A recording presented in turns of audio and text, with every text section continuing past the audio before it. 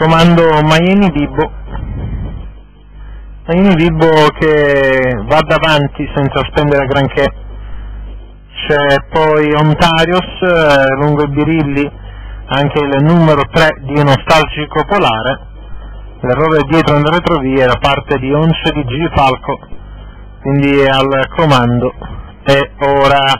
Miami Bibbo, Ontarios dietro, poi Nostalgico Polare, Menelao ferm, a largo c'è la progressione esterna da parte di Mefisto di Re, quindi Miami Bibbo. Poi c'è anche il numero 6 di Oscar Amma, viene anticipato da Ivory Stars, quindi al comando Miami Bibbo, poi Ivory Stars, ancora Lavinium, poi in scia Oscar Amma, in avanti Miami Bibbo, Ontarios, Ivory Stars, lungo i birilli seguono Nostalgico Polare, poi Oscar Ama, ancora Menelao ferm, quindi Miami Bibbo in avanti, Miami Bibbo che controlla la situazione, Miami Bibbo al comando, poi c'è dalle retrovie lo scatto da parte di alcuni concorrenti,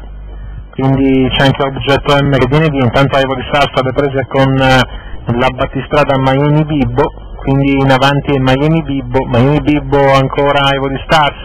poi c'è filtra anche Oruio, quindi in avanti è il numero 5 di Miami Bibbo, a largo c'è Lavinium che viene via,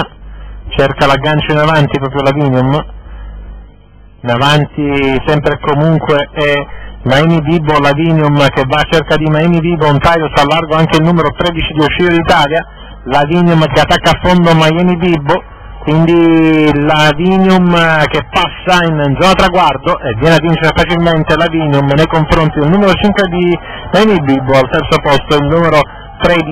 di